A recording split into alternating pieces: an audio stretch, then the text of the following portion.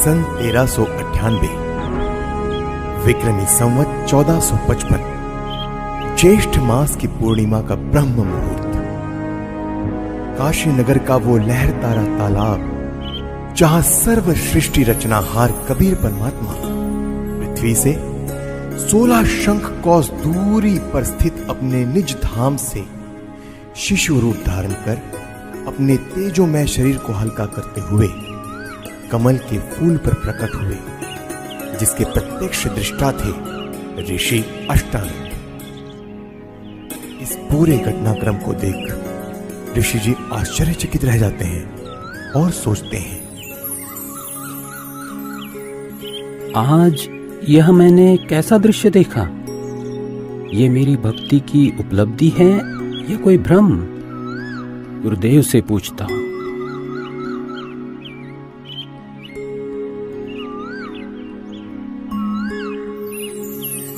ऋषि अष्टानंद जी के गुरुदेव थे स्वामी रामानंद जी, जो कि विष्णु जी के उपासक थे और वैष्णव धर्म का प्रचार किया करते थे, जिसके लिए उन्होंने 1400 ऋषि शिष्य प्रचारक रूप में भी बना रखे थे।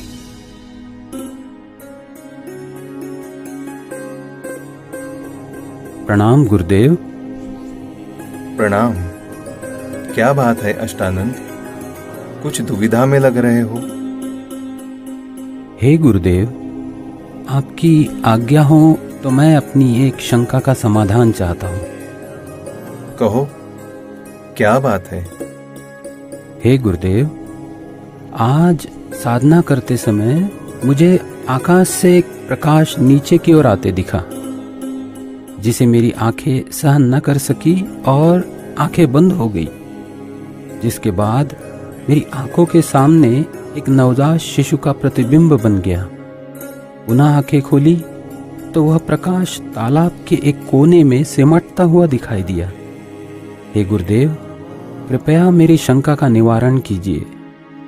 यह मेरी भक्ति की कोई उपलब्धि है या कोई दृष्टि दोष? हे ऋषि जी, यह न तो भक्ति की उपलब्धि है और न आपका दृष्टि दोष।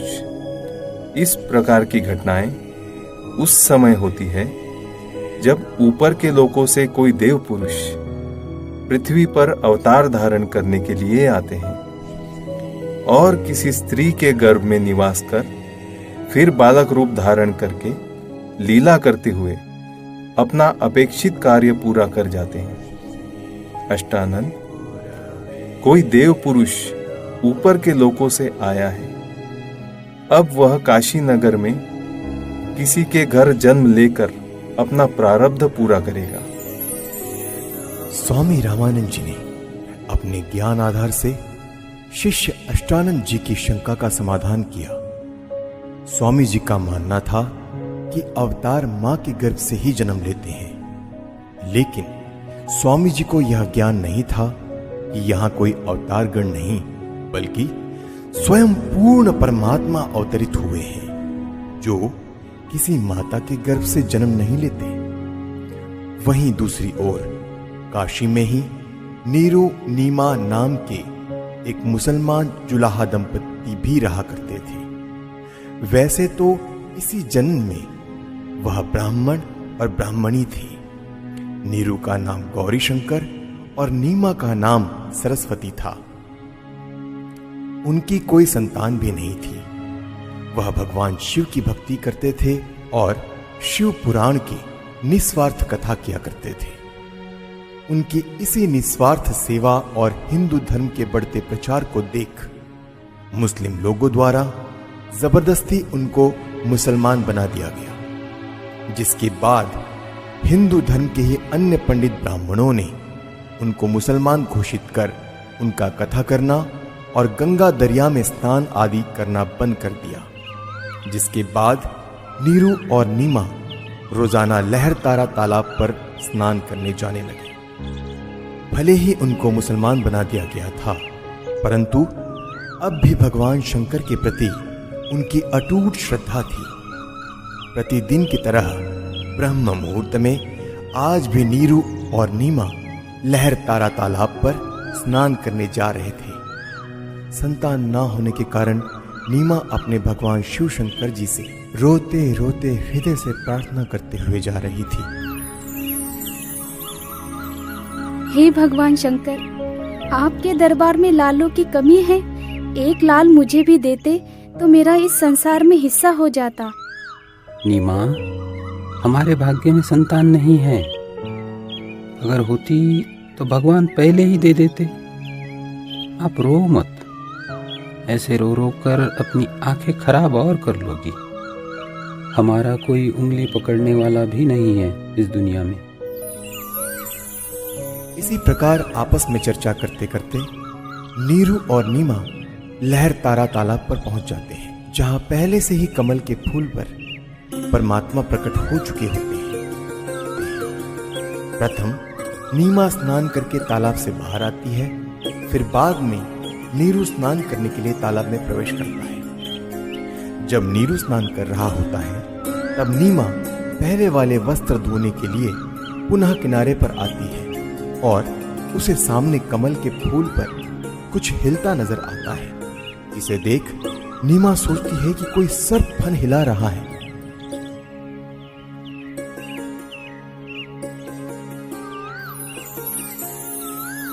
देखना जी, कमल के फूल पर बालक है। कमल के फूल पर बालक है। ये तो बच्चे की चाह में बिल्कुल पागल हो गई है। अब तो इसको जल के अंदर भी बच्चे दिखाई देने लग गए हैं। ये शंकर भगवान, इसको सद्बुद्धि दो दाता।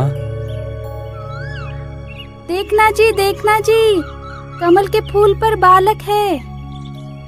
बस कर नीमा, अब तुझे यहाँ जल में भी बच्चे दिखाई दे रहे हैं। जल में कहाँ से बालक आएगा? हे भगवान! देखना जी, देखना, वो बच्चा डूबेगा जल में।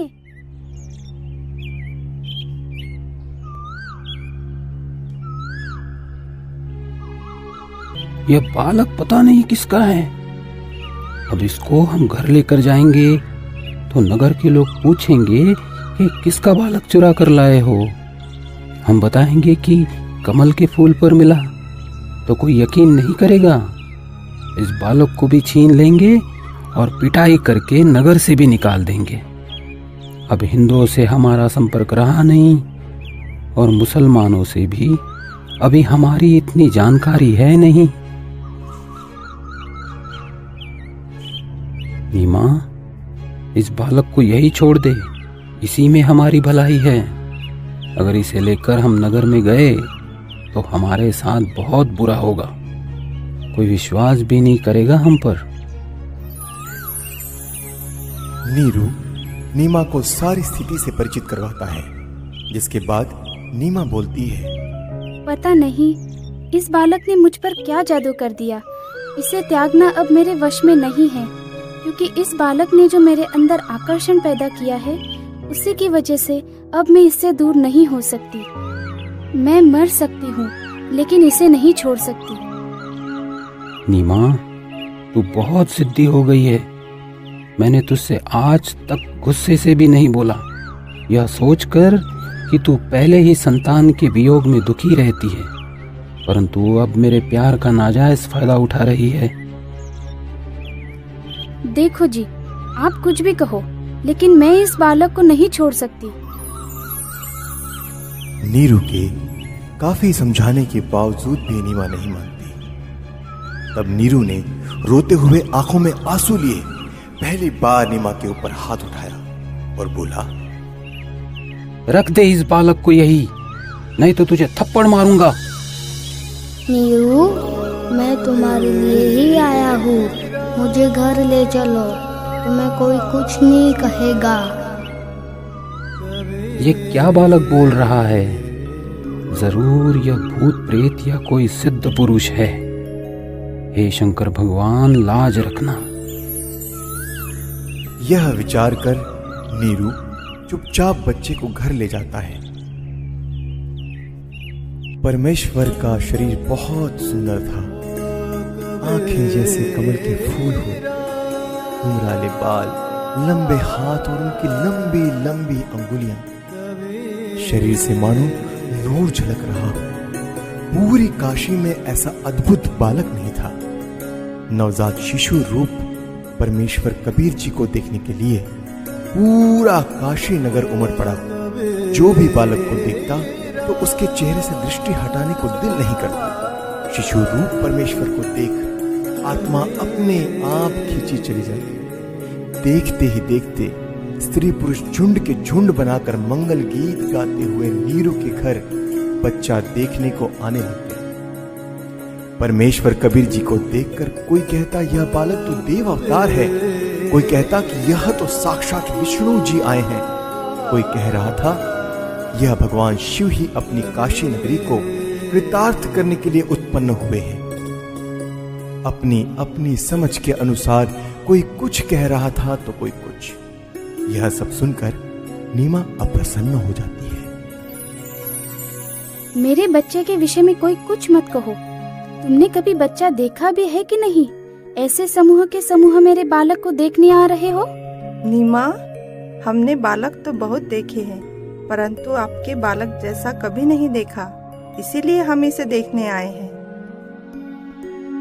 हे भगवान शंकर, इनकी नजर से मेरे बच्चे की रक्षा करना।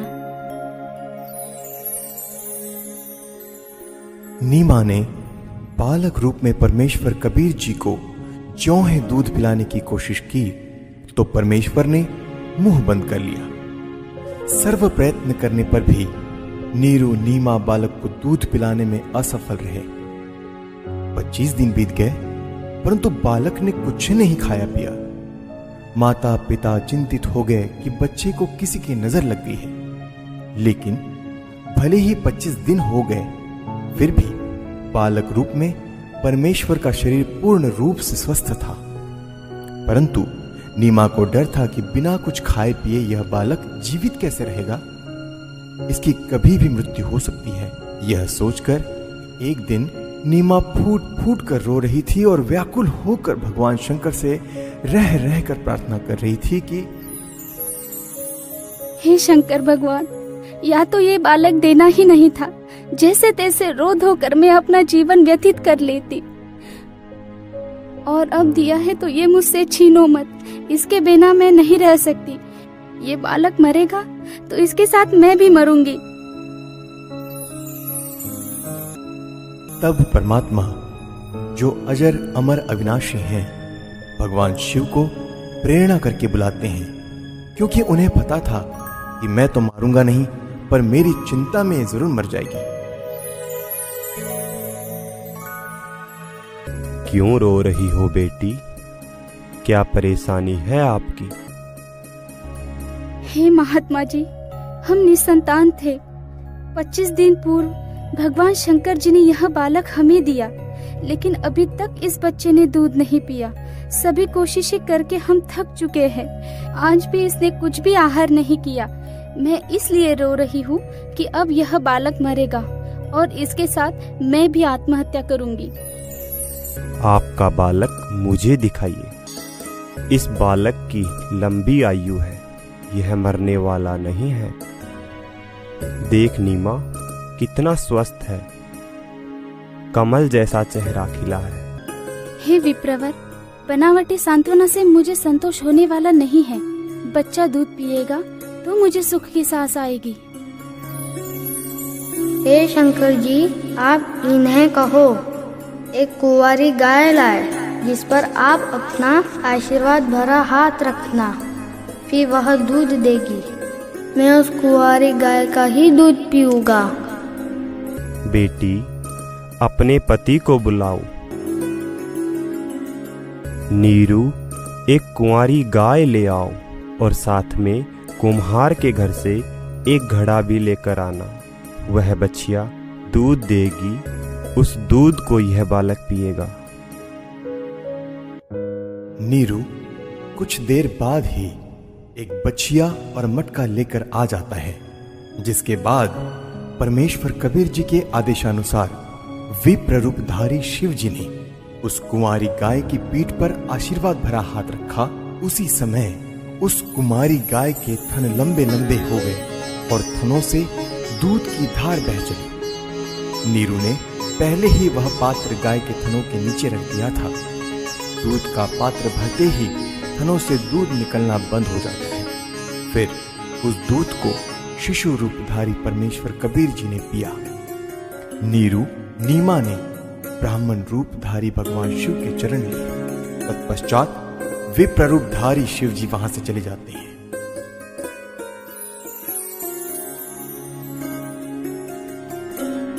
नीरू नीमा पहले हिंदू ब्राह्मण ब्राह्मणी थे, तो लालचवश ब्राह्मण लोग बालक रूप परमेश्वर का नाम रखने नीरू के घर आते हैं। लेकिन मुसलमानों का दबदबा होने के कारण उनसे हिंदू समाज दबता था। काजियों ने कहा कि अब यह मुसलमान हो चुके हैं, लड़के का नामकरण हम मुसलमान विधि से ही करेंगे। इतना कहकर नामकरण के उद्देश्य से काजी कुरान शरीफ को खोलता है, जिसमें प्रथम पृष्ठ की प्रथम पंक्ति का प्रथम अक्षर कबीर लिखा मिलता है। काजियों ने सोचा कि कबीर नाम का अर्थ बड़ा होता है, तो एक छोटी जाति के बालक का नाम कबीर रखना उचित नहीं रहेगा। यह सोचकर काजी द्वारा पुनः पवित्र कुरान शरीफ को खोला गया, तो दोनों पृष्ठ पर कबीर कबीर अक्षर लिखे मिले। इसके बाद काजी ने पूरी कुरान शरीफ का निरीक्षण किया, तो पूरी कुरान शरीफ में कबीर कबीर कबीर अक्षर लिखा था, अन्य लेख नहीं रहा। यह कोई साधारण बालक नहीं है, इस बालक ने कोई जादू जंतर करके हमारी कुरान शरीफ को ही बदल डाला। हे काशी के काजियों, मैं कबीर अल्लाह अकबर हूँ। कल युग में मेरा नाम कबीर ही रहेगा।